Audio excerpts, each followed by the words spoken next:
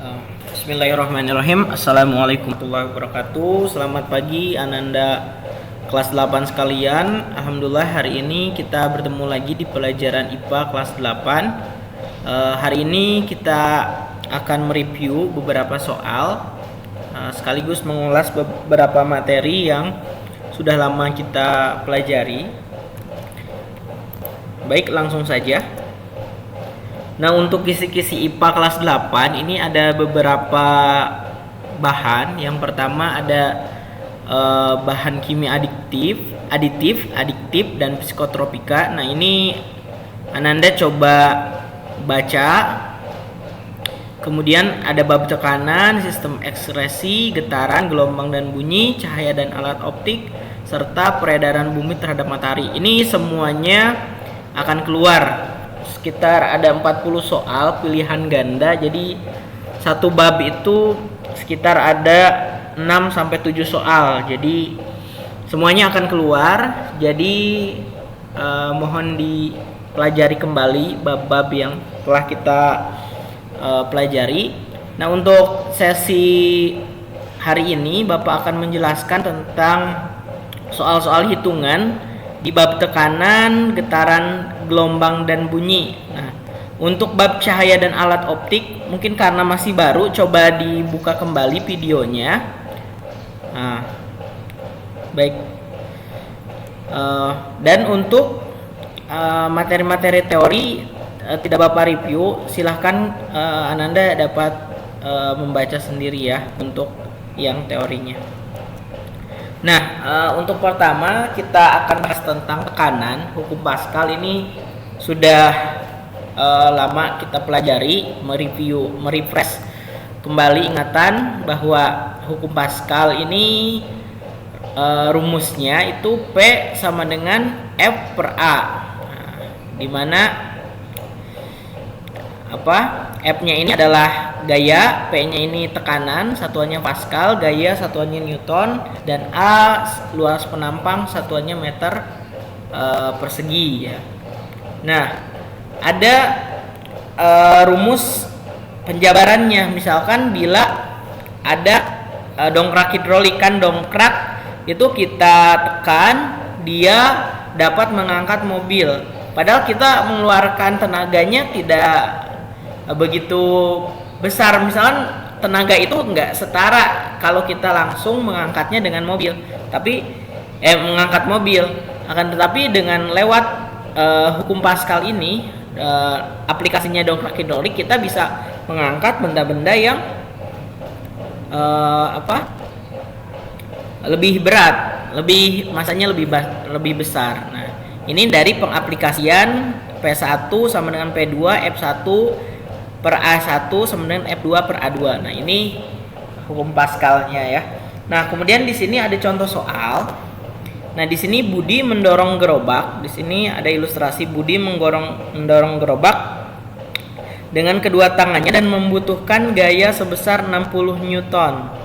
Apabila luas sebuah telapak tangan adalah 150 cm persegi, maka tekanan yang diberikan Budi pada gerobak adalah. Nah, untuk pertanyaan seperti ini, kita ketahui gayanya 90 Newton dan luas telapak tangan A 150 cm persegi, dan harus dirubah dulu ke 0,015 meter persegi. Nah, ini kan hanya satu istilahnya gayanya menggunakan rumus ini. Atau misalkan yang diketahui ada dua luas penampang atau luas gaya, baru menggunakan rumus yang ini. Nah, kemudian sesuai rumusnya P sama dengan F dibagi 2A, 2 luas penampang. Nah, 2A itu dari mana? Karena di sini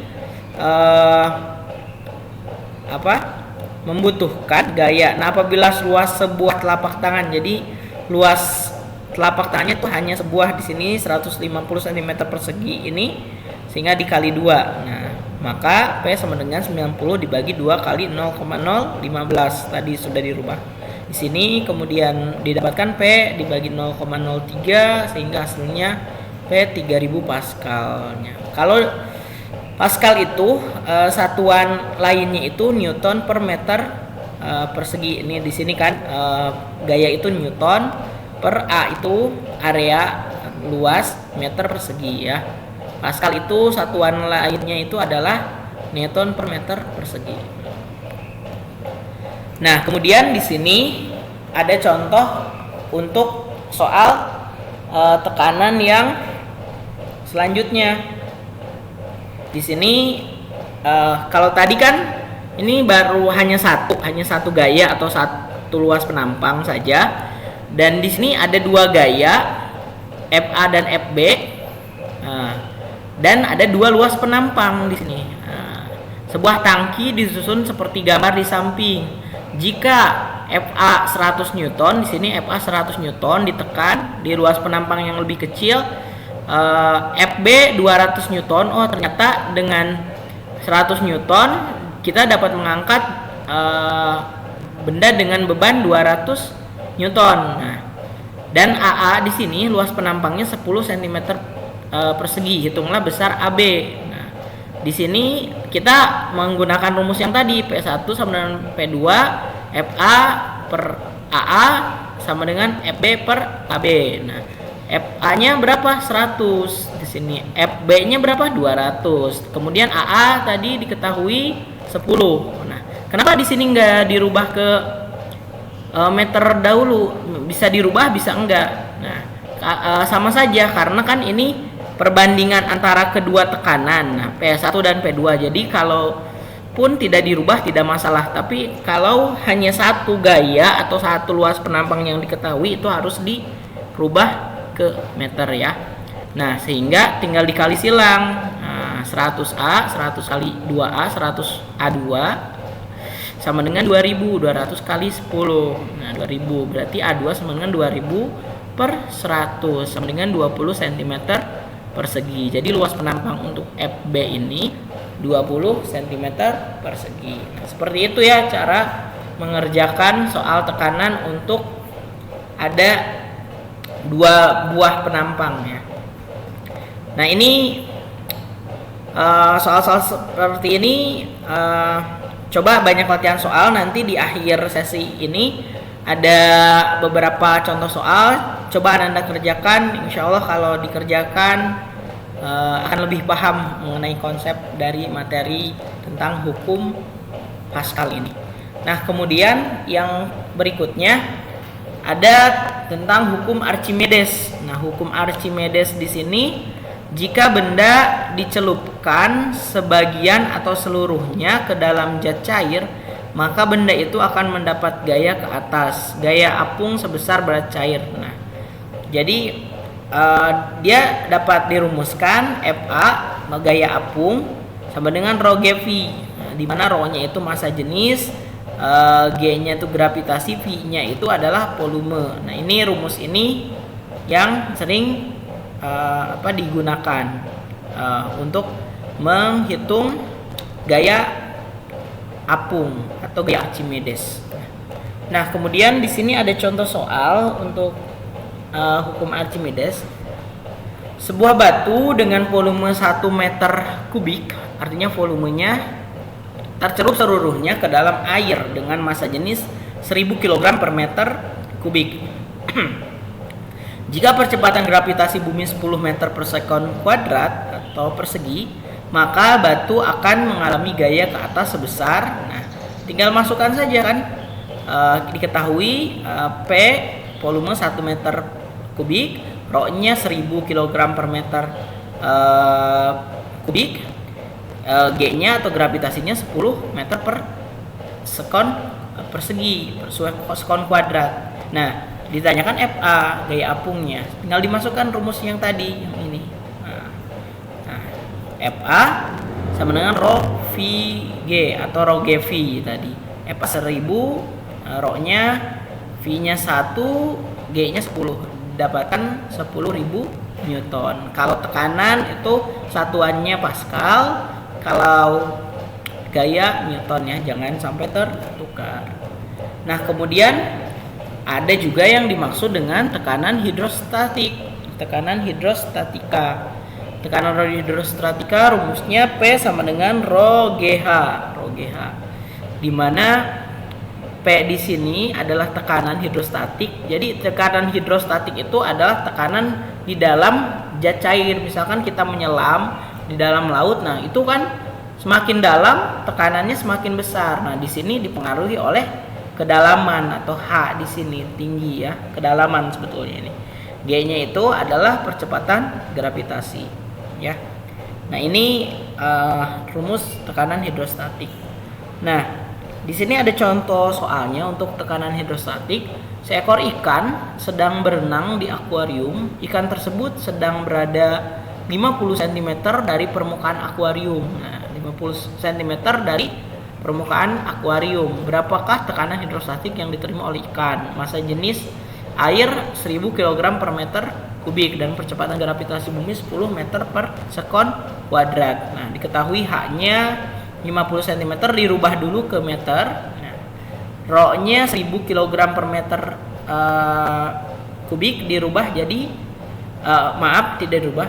Maksudnya ini gaya gravitasi sama dengan 10 meter per sekon. Nah, ini udah meter ya. Kalau dari gram per centimeter kubik dirubah dulu ke kilogram. Nah, pH ini tekanan hidrostatik, pressure hidrostatik. Rho GH, di mana Rho-nya itu 1000, G-nya itu 10, H-nya 0,5. Didapatkan tekanan hidrostatiknya 5000 Pascal. Jadi di dalam akuarium tersebut dengan jarak 50 cm, ikan tersebut mengalami tekanan sebesar 5000 Pascal. Nah, seperti itu. Nah, kemudian untuk bab selanjutnya ada getaran, gelombang, dan bunyi. Nah, di sini ada beberapa persamaan yang Bapak rangkumkan untuk Ananda sekalian. Untuk getaran, gelombang, dan bunyi ini persamaan umum yang sering dipakai. Pi sama dengan lambda per T per perioda. Nah, ini sama seperti kecepatan sama dengan S per T, jarak dibagi waktu kan. Panjang gelombang juga sebetulnya jarak gelombang itu. Kemudian T itu periode waktu juga. Nah, tapi periode itu waktu dibutuhkan suatu benda untuk melakukan satu getaran. Nah, atau ini tinggal di otak aja V di sini V-nya, sini V lambda F. Nah, dimana kan karena T itu sama dengan 1 per F atau F itu sama dengan 1 per T. Nah, sehingga rumusnya seperti ini. Nah, di sini ya diketahui T sama dengan 1 per F, T sama dengan waktu per jumlah dari getaran. Nah, F sama dengan 1 per T, 1 per periode frekuensi, dan frekuensi sendiri adalah jumlah getaran per detik. Nah, lihat dari artinya saja periode itu adalah jumlah waktu yang digunakan. T ini per getaran.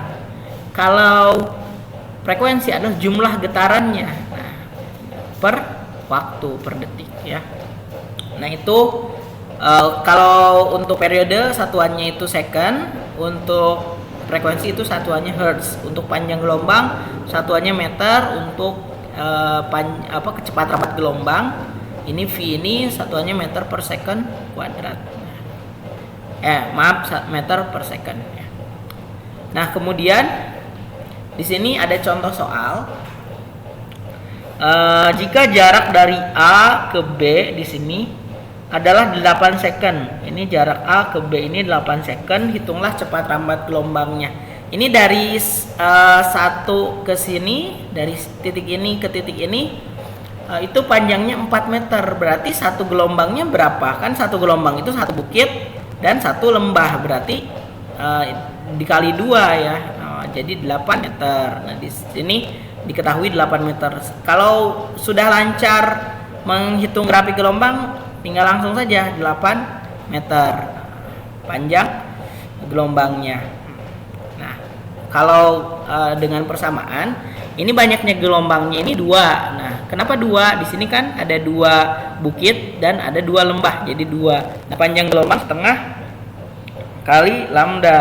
Nah, sama dengan 4 meter. Nah, ini panjang gelombang yang ini, yang setengah lambda ini nih. dari titik ini ke titik ini. Nah, kemudian lambda sama dengan 4/setengah. 4 kali 2 sama dengan 8. Nah, kemudian waktu A ke B itu T-nya 8 second seperti yang diketahui di soal. Nah, kemudian ditanyakan cepat rambat gelombang. Kan rumus cepat rambat gelombang itu V sama dengan lambda kali F. Seperti tadi yang di sini ya. V sama dengan lambda kali F. Kalau diketahui periode lambda per T gitu. Nah, kemudian F-nya sendiri adalah N per T ya. Frekuensi sama dengan jumlah dari gelombangnya per T. 2 dibagi 8, 1/4 Hz. Jadi terjadi 1/4 gelombang per detik. Nah, ini tuh. Nah, kemudian karena cepat rambat gelombang itu lambda kali F, maka 8 kali 1/4 didapatkan 8/4 2 meter per sekon ya. Nah, nilai lambda sendiri di sini nilainya dari 4 dibagi setengah yang dari tadi yang di sini ya. Nah, yang ini lambda ini. Ya, oke. Kemudian kita coba ke soal lain. Di sini ada bandul. Bandul itu bola yang diikat dalam sebuah oleh tali kemudian digetarkan sehingga dia terjadi simpangan gitu, bergerak. Nah, sebuah benda diikat tali dan berayun membentuk suatu getaran lintasan A, B, C, terus kembali lagi C ke B dan kembali lagi ke A dalam waktu 2 detik. Nah, hitunglah jumlah frekuensi dan periode dari benda tersebut. Nah, diketahui N-nya itu 1 getaran. Nah, T-nya itu 2 detik. Nah, ini di sini 1 getaran ke sini dan waktunya 2 detik. Ditanyakan F dan periode, frekuensi dan periode. F sama dengan N per T atau setengah dikali 0,5 setengah 1 dibagi 2 sama dengan 0,5 Hz. Nah, ini untuk frekuensinya. Kemudian untuk periodenya T sama dengan T per N 2 dibagi 1. 2-nya dari di sini ya. Satunya dari jumlah getarannya 2 detik. Nah, jumlah getaran di bandul itu adalah saat bandul itu berada di simpangan terjauhnya, ini di C ini, dan kembali ke titik awal lagi ke A, itu 1 getaran. Makanya di sini N-nya itu 1 ya. Nah, kemudian untuk bunyi sama juga, bunyi adalah sebuah gelombang, maka persamaan bunyi itu adalah persamaan gelombang juga. P sama dengan lambda per periode atau V sama dengan lambda kali F. Nah, ini dengan V-nya ini cepat rambat bunyi ya di sini. Lambdanya juga panjang gelombang bunyi, frekuensi bunyi, periode bunyi. Nah, di sini sama saja. Nah, di sini ada contoh gelombang bunyi dari suatu sumber memiliki cepat rambat 340 meter per sekon. Nah, biasanya 340 meter per sekon ini adalah cepat rambat bunyi di udara. Nah, jika frekuensi gelombang bunyi adalah 500 Hz, artinya terjadi 500 getaran per detik. Bunyi kan sangat nyaring sekali ya. Kita dalam 1 detik itu ada berapa getaran. Tentukan panjang gelombangnya. Kan sesuai tadi kan lambda sama dengan V cepat rambat gelombang per F. Jadi ini cepat rambat gelombangnya dibagi 500 sehingga didapatkan panjang gelombang bunyinya itu 0,68 meter. Nah, seperti itu. Sebetulnya sederhana soal-soalnya, tidak rumit. Akan tetapi ya kita pertama harus tahu rumusnya, banyak latihan soal agar anak-anak sekalian dapat lebih paham. Nah, mungkin cukup sekian dari Bapak untuk optik. Silahkan karena masih baru beberapa bulan ini, coba lihat videonya, diputar kembali. Kemudian yang untuk teori silahkan dibaca kembali. Kemudian ini ada latihan soal, silahkan mau di screenshot. Nanti insya Allah Bapak juga bagikan PDF-nya jika biar lebih nyaman mungkin membacanya. Ini beberapa contoh soal tentang tekanan. Nah, silahkan dikerjakan. Ini beberapa contoh soal tentang hukum Archimedes. Nah, Silahkan. Jika ada yang kurang paham boleh ditanyakan langsung via WA ke grup pengampunya masing-masing. Nah, kemudian ini ada soal tekanan hidrostatik ya. Oke, di sini ada soal tentang gelombang. Dan ini ada soal tentang bunyi ya. Kemudian ada beberapa materi yang ada videonya. Jadi kita selama work from home atau school from home ini ada beberapa video materi. Mungkin Bapak kurang tahu ya apakah di channel yayasan masih ada. Coba saja klik linknya, kalau masih ada bisa nonton dari sana, bisa lihat dari sana videonya untuk belajar di PAT ini. Kalau tidak ada, dapat membuka link ini ya. Sengaja Bapak buat satu akun yang materi untuk matematika, bahasa Indonesia, dan IPA.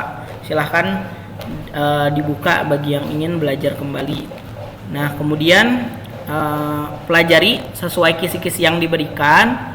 Semua pembahasan di bukunya atau di materinya silahkan dibaca, baik teori maupun hitungan. Kalau hitungan banyak latihan soal, kalau teori dipahamkan teorinya seperti apa. Jika ada pertanyaan kembali silahkan ditanyakan ke pengampunya masing di Banin dan di Banat. Ya, mungkin cukup sekian dari Bapak. Kurang lebihnya Bapak mohon maaf. Semoga Anda sekalian senantiasa diberikan kesehatan oleh Allah Subhanahu wa taala agar bisa fit menjalankan ibadah dan menjalankan tugas belajar di rumah ya. Insya Allah siapa yang bersungguh-sungguh dia akan berhasil. Ya, semangat belajar. Wabillahi taufiq wal hidayah. Wassalamualaikum warahmatullahi wabarakatuh.